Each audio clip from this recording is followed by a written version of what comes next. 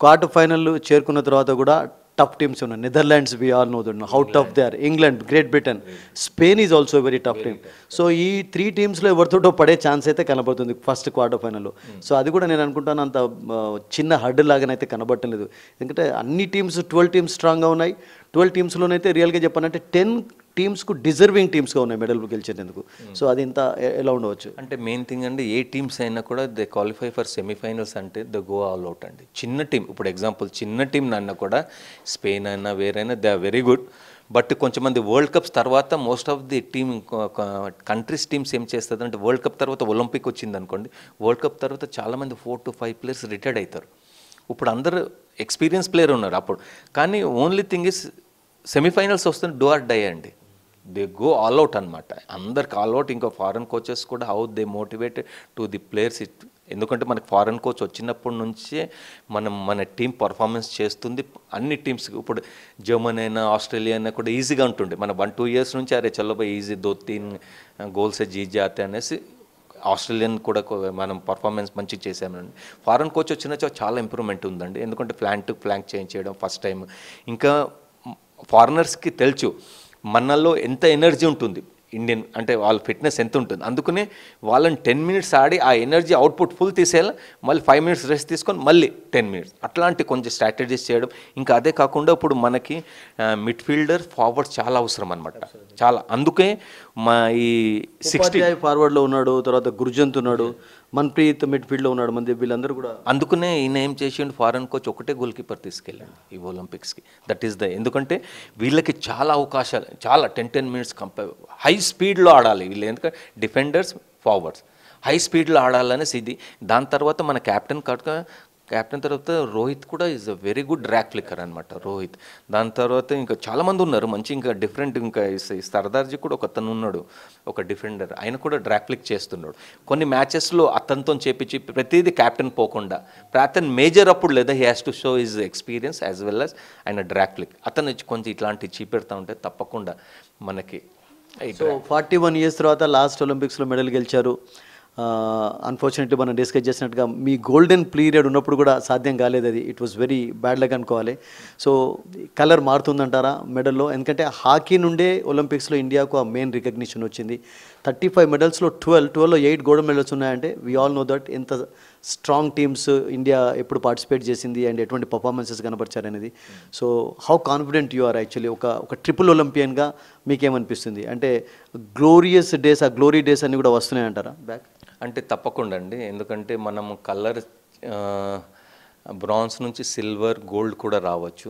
Main thing అండి performance, పిల్లల experience, focus. ఇవి వీళ్ళు కొంచెం 2-3 steps వీళ్ళు చేసుకొని ఉంటే తప్పకుండా మనకి కలర్ చేంజ్ అయ్యే అవకాశం ఉంది. అదే కాకుండా ఇంకా సీనియర్స్ ప్లేయర్స్ ప్రతిదీ కొంచెం డిస్కస్ చేసి opponent strong point, weak point చేసుకొని ఒక టీమ్కి, ఇప్పుడు క్యాప్టెన్ ఒక టీం యునైట్ చేయాలి అందరినీ. ఎందుకంటే ఇప్పుడు కొంచెంమంది పిల్లల నుంచి నేను అట్లాంటా ఒలింపిక్స్లో కొంచెం 4-5 జూనియర్స్ని చూశాను మన ఇండియన్ టీంని. వాళ్ళు లేట్ నైట్ పోతుండే మళ్ళీ లేట్ నైట్ వస్తారనమాట. విలేజ్లో పోయి తిరగడం 11:30, 12 o'clock వస్తారు జూనియర్స్. ఎందుకంటే అక్కడ చూసేసరికి most of the world top athletes అయినా ఎవరైనా చూస్తారు. అక్కడ వాళ్ళు ప్రాక్టీస్ చేసి వచ్చి మెస్లో వచ్చేసరికి వీళ్ళు పోయి చూడడం.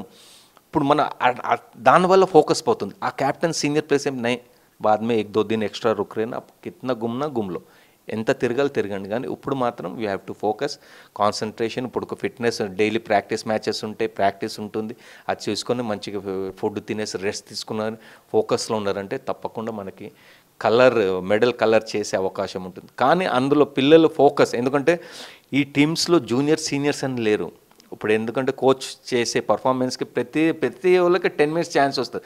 ఆ 10 minutes నువ్వు ఎట్లా టీమ్కి బెస్ట్ చేస్తావు అని ఒక ఆలోచనతో పిల్లలు ఆడితే, I want to do in 10 minutes నాకు కోచ్ అవకాశం ఇచ్చిండు, I have to do best, అట్లాంటిది చేసిందంటే తప్పకుండా మనకి కలర్ చేంజ్ అయ్యే పరిస్థితి. ఎందుకంటే ఫోకస్ ఎందుకంటే గోపి 2000 సిడ్నీలో గోపిని చూశాను.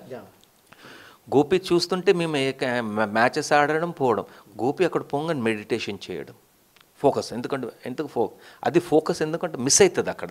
ఎందుకంటే అక్కడ చూడంగానే మనము ఎక్సైటెడ్ మనము నేనే ఫస్ట్ 1992 బార్సిలోనా ఎక్సైటెడ్. ఎందుకంటే అక్కడ చూసే అథ్లెటిక్స్ మినిమం బిలో 6 ఉంటారు, వెల్ బాడీ. అరే వాళ్ళ ముందు మేము చూసేసరికి చిన్నగా సన్నగా ఉండడం, అరే స్పోర్ట్స్ పర్సన్ ఇట్లుంటారా అక్కడ చూసారే అలా వెల్ బిల్ట్. ఇంక అథ్లెట్ చూస్తే వే ఆఫ్ అది కెనియన్స్ని వీళ్ళని ఆఫ్రికన్స్ని చూస్తే అరే ఇట్లానా అంటే మేము స్పోర్ట్స్ పర్సన్ అనగలుగుతామా మేము, అట్లాంటి బిల్ట్ అనమాట ఫారినర్స్ది. అరే అది చూసి లేదా మన కాన్ఫిడెన్స్ లూజ్ చేయకూడదు. అరే యార్ మేము కూడా స్పోర్ట్స్ పర్సనే, ఎందుకంటే ఇంత జనాభా నుంచి సెలెక్ట్ అయ్యి ఒక ఒలింపిక్ ఆడి కంట్రీకి పార్టిసిపేట్ చేస్తున్నాము అనేసి మనం కూడా ఒక కాన్ఫిడెన్స్లో ఉందంటే it will be best. Mukesh last చెప్పండి, మీకు అంతా 3 ఒలింపిక్స్ వండర్ఫుల్ టైంలో ఆడారు మీరు, అప్పుడు అన్ఫార్చునేట్లీ మెడల్ సాధించలేదన్నటువంటి ఆ డిసప్పాయింట్మెంట్ మిమ్మల్ని ఎప్పుడు అది చేస్తుంటుంది? Because that was the best team India ever had actually. అంటే 2000లో నాకు కోచ్తో ఫుల్ కొట్లాట అయిపోయింది. ఎందుకంటే అప్పుడు బెల్జియము 1-0తోన వీఆర్ లీడింగ్ అనమాట. లాస్ట్ 5 minutesలో నాకు కార్డు దొరికిందనమాట. That will be the medal team అనమాట. మెడల్ టీం ఉండే దాని తర్వాత ఒక్కటి మిస్ అవ్వగానే బెల్జియం డ్రా చేసేసింది. పాయింట్ సిస్టంలో అందరు ఈక్వల్ ఉండేసరికి వాళ్ళు ఒక ప్లస్ పాయింట్ వచ్చేసింది. ప్లస్ పాయింట్ వచ్చి Korea qualify for the semifinals. Korea got medal. అరే స్టన్. ఇప్పుడు దాని తర్వాత అందరు అంటున్నారు ముఖేష్ నువ్వు కార్డ్ తీసుకొని వెళ్ళిపోయి పోయి కార్డ్ తీసుకుని కావాలని కాదు కదా, నేను రాంగ్ ట్యాకిల్ ఏదో చేసినందుకు అది ఎంపైర్స్ ఇచ్చిండు, నేను కావాలని చేసి బయట వెళ్ళిపోవడం. ఇంకా దాని తర్వాత 1996లో అట్లాంటాలో ఒలింపిక్స్లో కూడా బెస్ట్ ఉండే అనమాట. బెస్ట్ ఉంటే ఆ సెడ్రిక్ డిసోజా తను ఏం చేశాడు, నన్ను ఆడిపిస్తే పిల్లల్ని ఆడిపిస్తే నాది పిల్లది మంచి కాంబినేషన్ ఎప్పుడు, ఇక పిల్లని ఆడిపిస్తే నన్ను ఆడిపియాడు. అప్పుడు కూడా మనకు ఉండే ఛాన్సెస్, కానీ only thing is some wrong decision, wrong replacement. ఎందుకంటే కొంచెం మనము ఎగ్జాంపుల్ క్రికెట్లో లాస్ట్ ఓవర్ ఎవరికి ఇవ్వాలని డిసైడ్ అవుతుంది. ఇప్పుడు ధోని అయినా ఓవర్ ఎక్స్పీరియన్స్ ఇస్కపాస్ అని ఇస్తారనమాట. ఆ లాస్ట్ ఓవర్తోనే చేంజ్ అయిపోతుంది ఫుల్. మొన్న యూరో చూడండి, ఇంగ్లాండ్ సౌత్ గేట్ ఎంత మంచి టీం అన్నారు, ఆ తర్వాత ఎంత క్రిటిసిజం ఎదుర్కోవాల్సి వచ్చింది. సరైనటువంటి సమయాల్లో సరైనటువంటి సబ్స్టిట్యూట్ చేయడం చెప్పి అది main important decision making coach. ఎందుకంటే క్యాప్టెన్ ఆయన ఆడుతూ ఉంటాడు. మా హాకీలో క్రికెట్లో క్యాప్టెన్ డిసిషన్ తీసుకుంటాడు.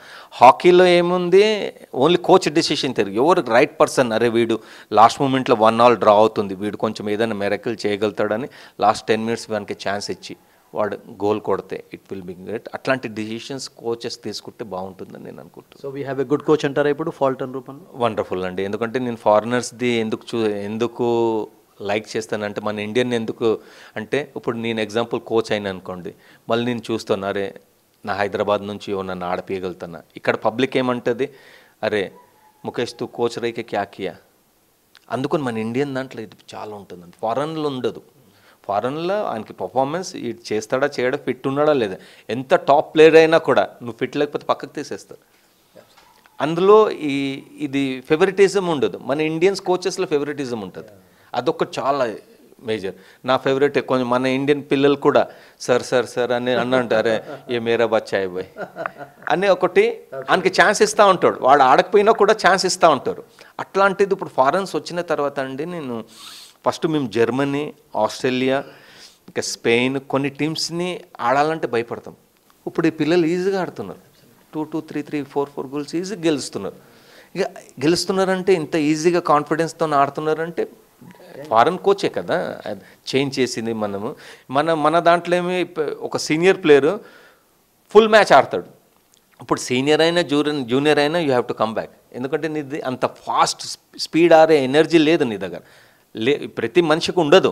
అన్ని 10 minutes తర్వాత ఎంత ఆడుతావు ఆడు, 10 minutes వచ్చి రెస్ట్ తీసుకొని మళ్ళీ నువ్వు ఆడు, ప్రాబ్లం లేదు. అందుకనే ఇప్పుడు ఇది చేంజ్ చేసేసరికి అంటే ఫాస్ట్ గేమ్ వచ్చేసరికి, దాంతోపాటు ఈ కోచెస్ సిస్టమ్ చేంజ్ చేసేసరికి, దాని తర్వాత కొన్ని కోచెస్ ఏం చేస్తున్నారు, లాస్ట్ మినిట్స్లో డ్రా ఉందనుకో, పోతే పోనీ పోయి డ్రా ఉంది, దీన్ని ఆల్అవుట్ పోవాలా, 1-0తో మనం డౌన్ అవుతున్నాం కదా, కోచెస్ గోల్ కీపర్ని కూడా తీసే కెపాసిటీ తీసి వేరే ప్లేయర్ని పోయి అటాక్ చేయి, డ్రాగ్ ఫ్లిక్కర్ కావాలి అప్పుడు ఆ సమయంలో. అట్లాంటి డిసిషన్స్ కొత్త డిసిషన్స్ కోచ్ చేస్తున్నారు అనమాట. బట్ మన ఇండియన్ కోచెస్ చేయరు, అరే గోల్ కీపర్ నియోతో ముష్కిల్ హో జాతా అనేసి. అందుకనే ఫారెన్ కోచెస్, నేను ఈ ఫారెన్ కోచ్ బెల్జియం కూడా చేశాడు, బెల్జియంని చేశాడంటే చేసి ఇంత తెచ్చాడంటే హీ గాట్ సమ్ టాలెంట్. అందుకని నేను అనుకుంటున్నాను ఈయన వల్ల మనకి కలర్ మెడల్ కలర్ చేంజ్ అయ్యే కెపాసిటీ ఉందని నేను అనుకుంటున్నాను. Thank you very much for your precious time Mukesh G.